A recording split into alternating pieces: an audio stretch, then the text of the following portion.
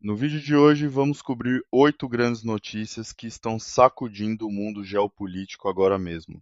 Primeira, Trump ameaçou suspender a ajuda militar à Ucrânia caso a Europa não se juntasse à coalizão de Hormuz. Segunda, Trump diz que está considerando retirar os Estados Unidos da OTAN em meio à disputa pela guerra contra o Irã. Terceira, a França afirma que a OTAN não foi criada para operações no Estreito de Hormuz. Quarta, os Emirados Árabes Unidos anunciam que vão se juntar ao esforço militar em Hormuz enquanto o Irã dispara 2.500 mísseis contra Dubai. Quinta, o Reino Unido vai sediar uma reunião com 35 pascalizes sobre a reabertura do Estreito de Hormuz. Sexta, o primeiro-lorde do Mar da Grã-Bretanha admite que a Marinha Real não está pronta para a guerra. Sétima, um F-35 cai na área de testes e treinamento de Nevada. E oitava, o Japão envia 3 bilhão de dólares à Ucrânia financiado pelos lucros de ativos russos congelados. Olá pessoal, eu sou o Leandro e se você ficou interessado nessas notícias, fica até o final do vídeo para você entender cada uma delas. Aqui no nosso canal, todas as notícias são reais e verificadas. As fontes estão na descrição. A situação em torno do Estreito de Hormuz está escalando em uma velocidade difícil de acompanhar e as decisões que estão sendo tomadas agora terão consequências que vão muito além do Oriente Médio. De acordo com o Financial Times, o presidente Donald Trump ameaçou cortar o fornecimento de equipamentos militares à iniciativa da Lista de Requisitos Prioritários da Ucrânia na OTAN, conhecida pela sigla PURL, caso os aliados europeus não concordassem em se juntar a uma coalizão para reabrir o Estreito de Hormuz. Esse não é um ultimato pequeno. O Pourlier é o mecanismo pelo qual as nações europeias compram coletivamente armas para a Ucrânia, e ameaçar abandoná-lo significa ameaçar o colapso de toda a cadeia de suprimento militar ocidental para Kiev. O pedido americano inicial por apoio naval da OTAN foi recusado de forma direta, com vários países dizendo que a participação seria impossível enquanto a guerra continuasse, mas depois que Trump tornou a ameaça explícita e o secretário-geral da OTAN, Mark Rutte, pressionou por uma resposta unificada, França, Alemanha e Reino Unido publicaram uma declaração conjunta em 19 de março, expressando disponibilidade para contribuir com esforços que garantissem a passagem segura pelo estreito. Funcionários com conhecimento das discussões disseram ao Financial Times que a declaração teve de ser redigida tão rapidamente que alguns países nem tiveram tempo de assiná-la inicialmente, aderindo somente depois. E é aqui que a situação se torna ainda mais dramática. Em 1 de abril, em uma entrevista ao Telegraph, Trump disse abertamente que está considerando seriamente retirar os Estados Unidos da OTAN de vez. Ele chamou a aliança de tigre de papel e afirmou que o presidente russo Vladimir Putin compartilha dessa visão. Trump lembrou ao entrevistador que durante a guerra entre Rússia e Ucrânia, os Estados Unidos apareceram enquanto os outros não apareceram, e disse que os problemas da Ucrânia nunca foram um fardo americano. Matthew Whitaker, embaixador dos EMA na OTAN, respaldou essa postura, dizendo que tudo que diz respeito ao apoio americano à Europa está agora em aberto. Os líderes europeus responderam rapidamente. O primeiro-ministro britânico Keir Starmer disse que o Reino Unido agiria em seu interesse nacional, independentemente do barulho vindo de Washington.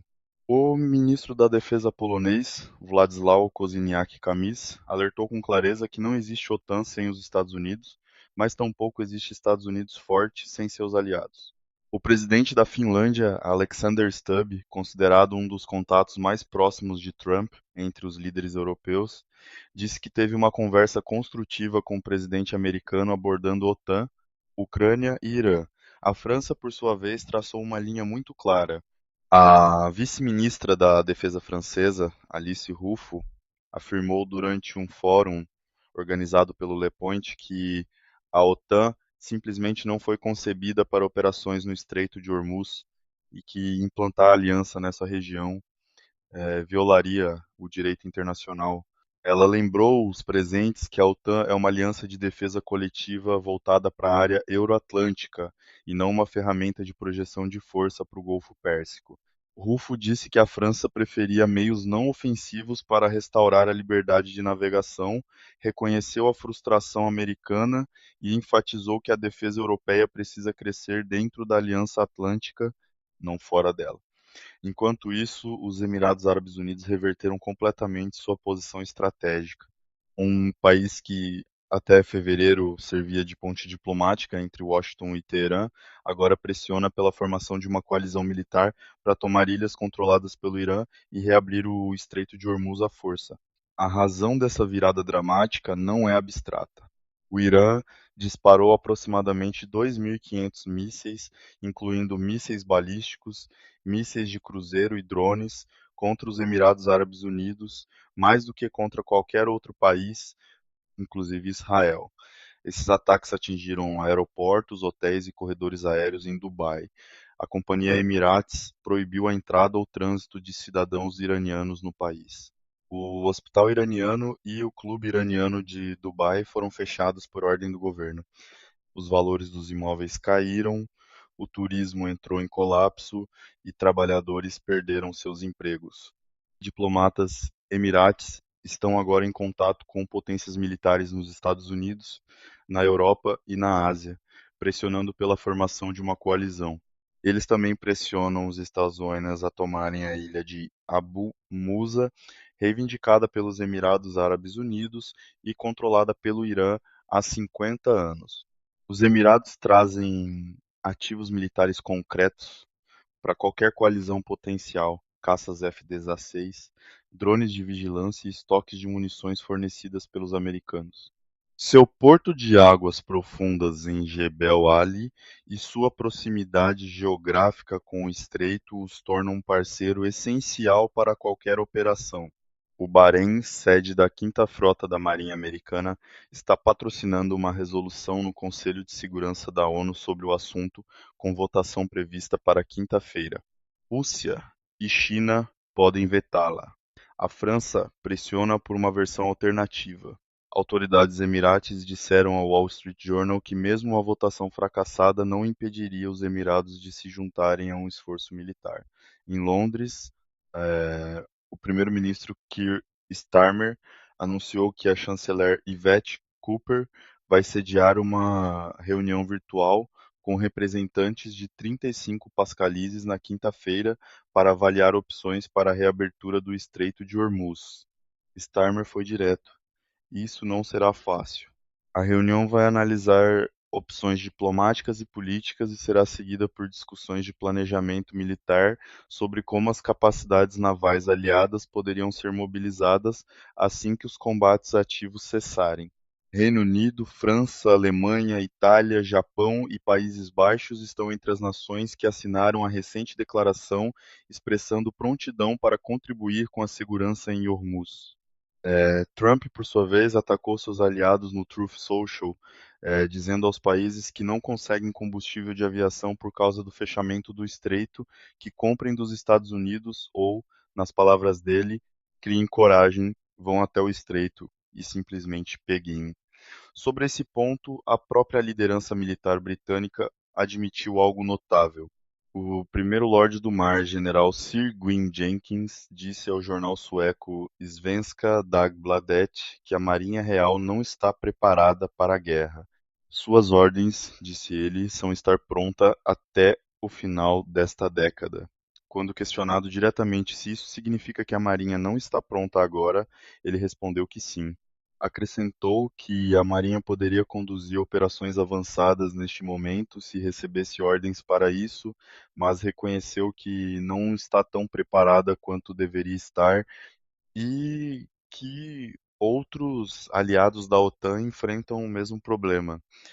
Essa admissão veio poucos dias depois de Trump zombar dos dois porta-aviões britânicos, chamando-os de brinquedos, e depois do secretário de Defesa dos Estados-Unidos, Pete Hegseth, questionar sarcasticamente se ainda existia uma marinha real poderosa e capaz de ajudar a garantir a segurança do Estreito de Hormuz.